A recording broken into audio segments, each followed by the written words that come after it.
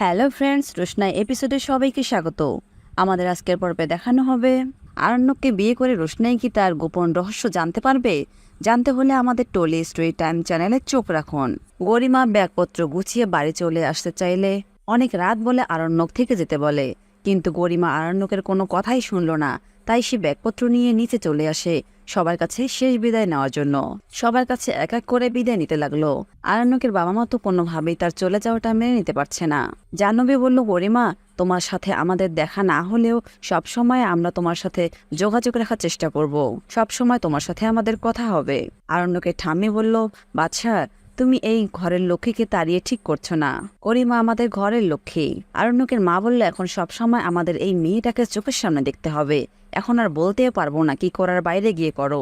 আরণ্যকে বড় মা বলল, গরিমা, রোশনাইকে আমরা রাতে অনেক বুঝিয়েছি, কিন্তু সে তার চূড়ান্ত সিদ্ধান্ত নিয়েছে। সে সিদ্ধান্ত থেকে সে কোনোভাবেই নড়বে না। গরিমা বলল, কেন বড় মা, তোমাদের তো খুশি হওয়ার কথা। বড় মা বলল, গরিমা, তোমার চলে যাওয়াটাতে আমরা খুশি না। তোমাকে আমি যা বলেছিলাম সব তোমার ভালোর জন্য বলেছিলাম, তাই বলে তুমি চলে যাবে সেটাতে আমি খুশি হব? এরপর গরিমা রোশনাইকে বলল, রোশনাই, শেষ পর্যন্ত তুমি আমাকে বাড়ি থেকে তাড়িয়েই ছাড়লে। তোমার কোনোদিনও ভালো হবে না, আমি তোমাকে কখনো ক্ষমা করব না। সেই তোমার সাথে দেখা হওয়া থেকে আজ পর্যন্ত তুমি আমাকে যা যা দিয়েছো সব আমার মনে থাকবে রোশনাই, আমি সব মনে রাখবো। গরিমা বলল, রোশনাই, থ্যাংক ইউ সো মাচ, তোমার এই গিফটগুলো আমি সারা জীবন মনে রাখবো। আরণ্যকের বাবা বলল, গরিমা, তোমার আজকে রাতটা থেকে গেলে হয় না?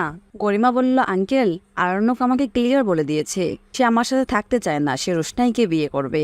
আমি কিভাবে এখানে থাকি? এরপর আরণ্যক বলল, গরিমা, চলো আমি তোমাকে পৌঁছে দিয়ে আসি। গরিমা বলল, না, সেটা আর লাগবে না, আমার মা গাড়ি পাঠিয়েছি, আমি সেটাতে যেতে পারবো। আরণ্যক বলল, এত রাতে তুমি একা যাবে? চলো আমি তোমাকে পৌঁছে দিয়ে আসি। এরপর রোশনাই বলল, স্যারজি, ছোটুও যাক, চাইলে আমিও যেতে পারি। গরিমা বলল, রোশনাই, তোমার এতটুকু বিশ্বাস নেই? কেন, আমার সাথে আরণ্যক একা গেলে কি আমরা ওর মতটাকে চেঞ্জ করে দিতে পারবো? রোশনাই বলল, অবিশ্বাস নয় গরিমা দিদি। রোশনাই মনে মনে ভাবতে লাগলো, স্যারজি তো অসুস্থ, এই সময় উনি একা গেলে রাস্তা যদি কিছু হয়ে যায়। এই ভেবে রোশনাই স্যারজিকে বলল, স্যারজি, আপনার একা যাওয়া কি ঠিক হবে? আরণ্যক বলল, রোশনাই, তুমি একদম চিন্তা করো না, যাও তুমি রুমে যাও, আমি ওকে পৌঁছে দিয়ে আসি। এরপর আরণ্যক গরিমাকে নিয়ে গাড়িতে করে তার বাড়ির দিকে রওনা দিল। আরণ্যক গরিমাকে বলল, গরিমা, তোমার বাড়ি যাওয়াতে আমার খুব কষ্ট হচ্ছে, আমারও খুব খারাপ লাগছে, কিন্তু বিশ্বাস করো আমি একদম হেল্পলেস, আমার করার কোনো উপায় নেই। গরিমা বলল, তাই নাকি আরণ্যক? গরিমা বলল, আরণ্যক, আমি আর তোমার সাথে এই বিষয় নিয়ে কোনো কথা বলতে চাই না। এরপর তারা বাড়িতে গিয়ে পৌঁছলো। গরিমার মা বলল, আরণ্যক, এত রাতে তুমি আমার মেয়েকে বাড়িতে পৌঁছে দিয়ে যাচ্ছ? গরিমা বলল, মা, তুমি আরণ্যক কিছু বলো না।